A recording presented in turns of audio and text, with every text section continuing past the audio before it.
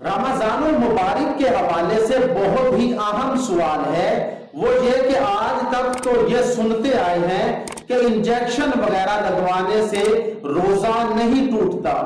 لیکن اس پہ سوال ہوتا ہے کہ جو ہم انجیکشن وغیرہ لگواتے ہیں اس کا فائدہ کیا ہوتا ہے۔ پہلے نمبر پر آپ جو انجیکشن لگواتے ہیں گلوکوز وغیرہ کا، تو 50 سی سی سے لے کر 500 سی سی تک وہ فائدہ کیا دیتا ہے کہ وہ جسم میں کھانے کا فائدہ دیتا ہے۔ نمبر دو جو جسم میں اگر پانی وغیرہ ختم ہو جاتا ہے تو وہ پانی کو پورا کرنے کے لیے جسم میں رگوں میں وہ پانی لگایا جاتا ہے، تو وہ پینے کا جو پانی ہے، پیاس وغیرہ ہے، اس کو ختم کرتا ہے۔ نمبر 3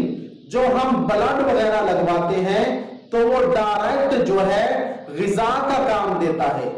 اگر یہ تینوں چیزیں جسم میں اتنا زیادہ فائدہ دیتی ہیں تو پھر ان سے روزے کو ٹوٹنا چاہیے، روزہ ٹوٹتا کیوں نہیں؟ مثال کے طور پہ کوئی شخص روزہ رکھتا ہے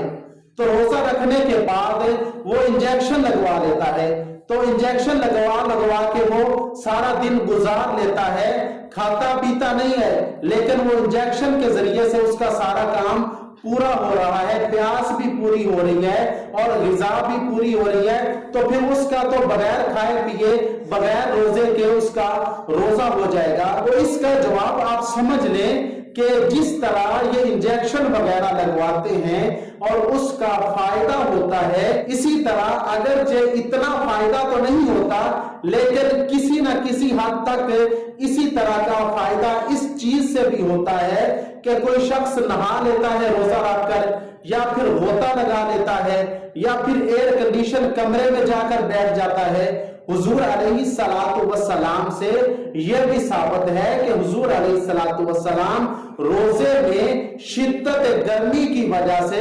گیلا کپڑا کر کے سر پر لپیٹ لیا کرتے تھے، تو پھر ان چیزوں سے بھی تو کسی نہ کسی حد تک فائدہ ہو رہا ہے، اگرچہ پیاس کا ہو، کھانے پینے کا ہو یا کسی چیز کا بھی ہو، فائدہ تو ہو رہا ہے، تو پھر ان چیزوں سے بھی روزے کو نہیں ہونا چاہیے۔ اسی طرح پپارا دیکھ لیں، پپارا دیتے ہیں وہ جسم سے مسامات کے ذریعے سے دعا اندر جاتی ہے، پھر انہی مسامات کے ذریعے سے بہت ساری بیماریاں زائل بھی ہوتی ہیں۔ اسی طرح مادہ کثیفہ کو رقیق بنا کر بضرورت اسہال خارج کر دیا جاتا ہے، تو وہ دعائیں جو منہ کے ذریعے سے کھاتے ہیں اور وہ میدے میں جاتی ہیں تو فائدہ دیتی ہیں، تو اسی طرح باقی چیزیں پپارا وغیرہ دیکھ لیں۔ اور پھر یہ دور جدید کی کوئی تیار کردہ چیز نہیں ہے، بلکہ زمانہ قدیم سے حکماء اور اطباء اس کو استعمال کرتے آ رہے ہیں، اور فقہاء و مجتہدین میں سے کسی نے بھی اس کو مفسد صوم قرار نہیں دیا۔ تو میرے دوستو، جس طرح وہ چیزیں مفسد صوم نہیں ہیں، اسی طرح جو انجیکشن وغیرہ ہے، چاہے وہ چھوٹا ہو یا پھر بڑا ہو، وہ بھی مفسد صوم نہیں ہو سکتا، کیونکہ ان چیزوں سے جو فائدہ ہو رہا ہے، جتنا فائدہ ہو رہا ہے اس سے بھی اتنا ہی فائدہ ہو رہا ہے۔ لیکن ڈاکٹر اگر ترغیب دیتا ہے کہ اس چیز کو لگانے سے بیماری دور ہو جائے گی، ضرورت ہے پھر تو لگائے، لیکن اگر ضرورت نہیں ہے، بغیر ضرورت کے لگاتا ہے تو پھر مکروہ ہے، اس میں کراہت ہے۔ بغیر ضرورت کے انجیکشن وغیرہ یا پھر ایسی میڈیسن استعمال